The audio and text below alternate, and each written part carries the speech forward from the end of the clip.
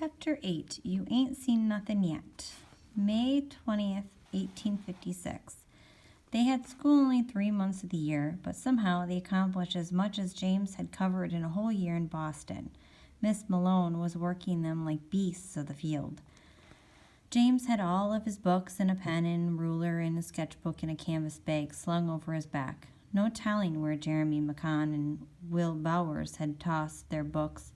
He walked between them, and they were boxing at his shoulders and ears in a playful way. "Just kidding. Can't you take a joke?" they said. But James thought they were doing their best to provoke him into punching back. Well, in a minute. They passed Bethany Maxwell's house, and Jeremy jerked his shirt down so he'd look less like a ramble-rouser in case Bethany happened to be peeking out from behind those prissy blue lace curtains.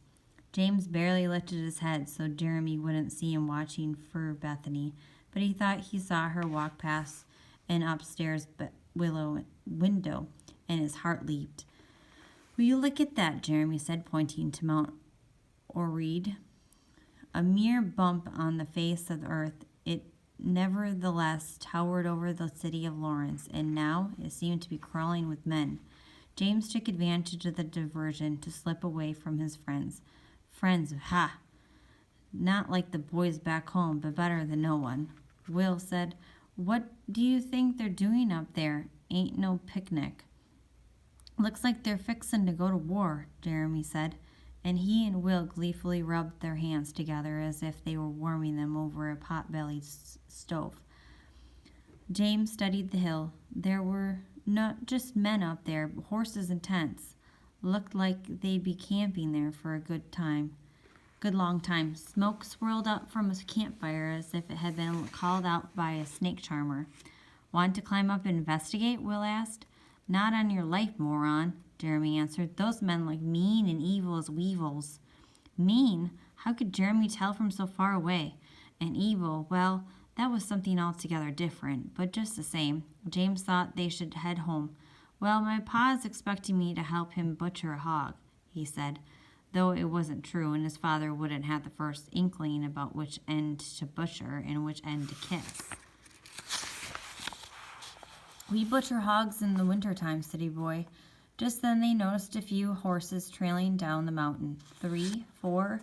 The horses got closer, and James's heart began to synchronize with the cloppity sound of their hoofs.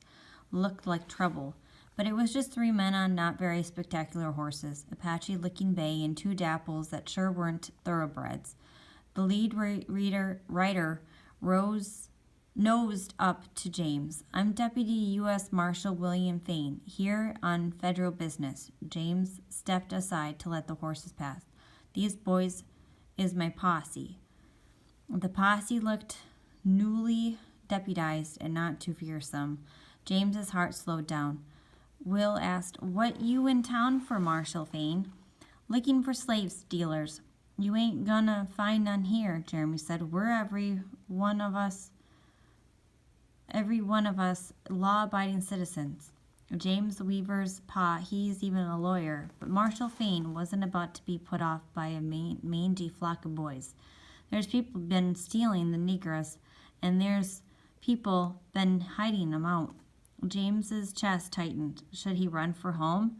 But what if the marshal got suspicious and followed him home and went after Ma? What if he asked had they seen any runaway slaves, and Rebecca blabbed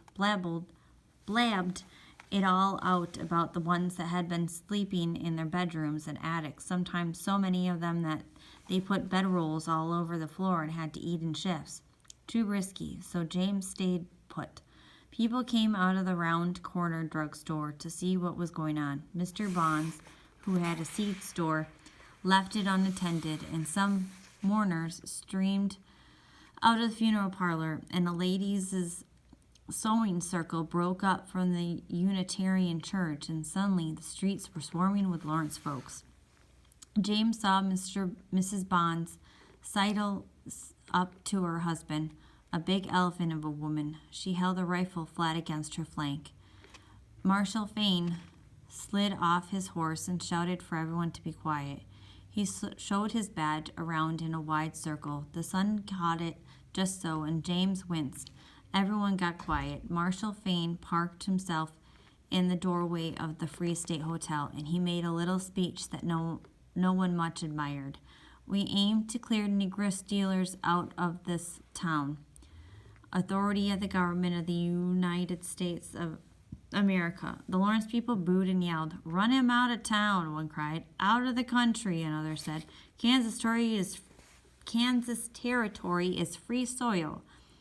One woman elbowed her way through the throng and spit at the marshal. He wiped the spit off with the back of his hand and yelled, Once a slave, always a slave, even on so-called free soil. I want every one of them Negroes back and every slave stealer behind bars. Go jump in the Wakarusa, Mrs. Bonds yelled, while her husband tried to shush her.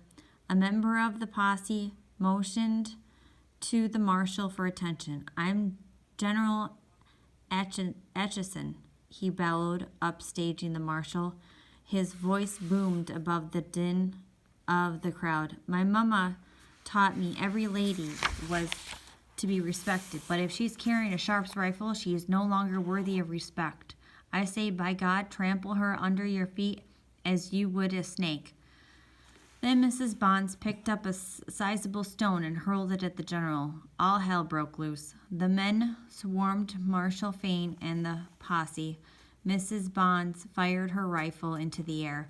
Will and Jeremy couldn't wait to get into the fracas, and they pushed forward, and their fists swinging, Marshal Fane grabbed them both with his beefy arms. Get your hands off these boys, cried Mrs. Bonds. Somebody run, get their daddies.